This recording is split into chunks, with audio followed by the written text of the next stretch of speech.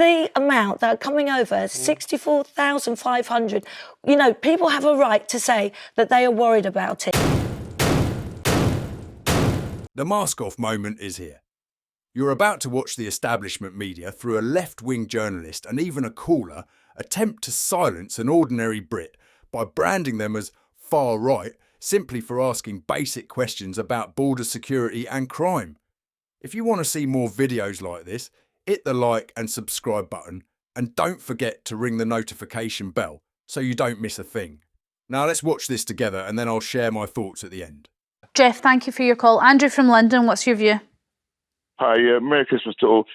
We're all migrants in one way or another, and the saddest thing about it, ask Lizzie, when she gets on the plane and she goes to Jamaica or Barbados and she's treated by these people with respect and dignity, they do not see her in any way different from them, but she's given the courtesy and respect. My point being, we are all human beings. Migration has been going on for years, and let's make it clear, the migration that's happening in this country has been torpedoed by the far right. That is not the reason why the country is in problem. We started heavy migration since Brexit, since the Tories, and God help us if Nigel Farage does come into power, because you see, he is the architect of Brexit. He is why we are in this situation at the moment. The lies. But let's face the facts. When we talk about migration, migration has helped this country since the war and time before, and it's been used as a beating point for every far right or person that wants to blame their mistakes in life. Get up, get out, and work. Andrew, I treat everyone the same.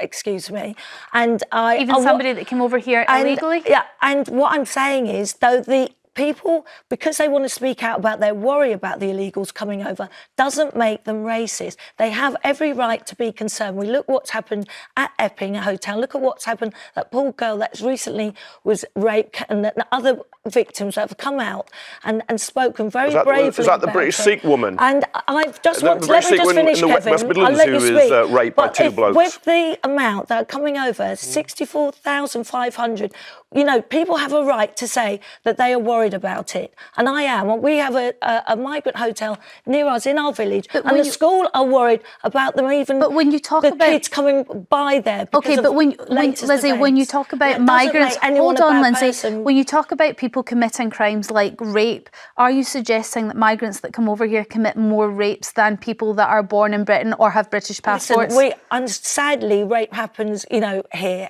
you know, and it's not all migrants. I'm not saying that, but we have had cases. We need to know where people are from. They're coming over undocumented. Not all of them. They're throwing away their passports. Not all of them. We've seen it, and that isn't right. We need to deal with it. It's a crisis. Okay, Andrew, thank you for your call. Richard from London, what's your view? Richard. Hello. Hi, Richard. What's your thoughts on this? Are we demonising migrants? Of course you are. You know that. In what way do you think that we demonise migrants? Do you think politicians' policies are? You're generalising. You're using a word that Richard, I think you've still got your TV on the background. It's going to make it really hard to have this discussion. So I'm going to let you go. If you put the TV off, we're going to get you back on a little bit later after I speak to Roy from Wolverhampton. What's your view on this? Wishful. We keep hearing the kids can't get on the housing ladder. Why would you bring more people in who haven't got houses to keep adding to the problem? And yes, we have rapists of our own. Why would we add to them? You know, we need to get the country sorted. When they built all these houses, then you can bring them in. But you wouldn't bring them into a problem. We've got people sleeping in doorways.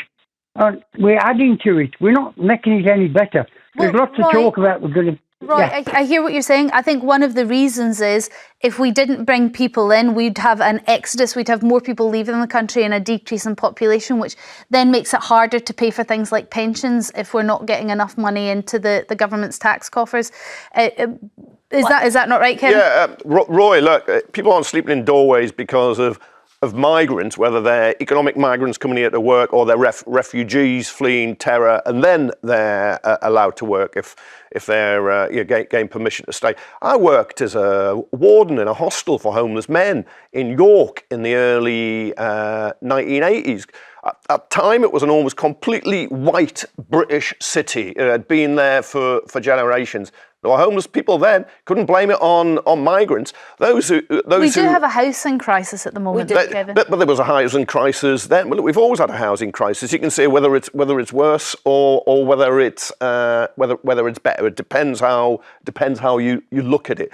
But you can't blame migrants for that. This is where the demonising stops. Every problem is said to be migrants. No, it's not. The NHS isn't a problem with the migrants. Schools aren't a problem with the migrants. Crime isn't. Hospital appointments, doctor appointments. You're seeing veterans that are sleeping on the streets, and then you're seeing illegals get hotel rooms and get the perks. Illegals, hang on. No. Yes, they're being housed in hotels. Illegals, and it's costing. I think Kevin has a problem with the term illegals. I am. I'm totally objective to term illegals. Coming over illegally without documentation. Hold on, let Kevin come back. You will find under international law, which Britain signs up to, if you're a refugee or asylum seeker and you're fleeing terror, you're permitted in international law to cross boundaries and you're not considered illegal, as you call it. See, that is the very demonisation she is speaking of. Over on the boats, throwing away your documentation. That isn't right. There will be cases of that, but it's not all that. And as you keep going on about,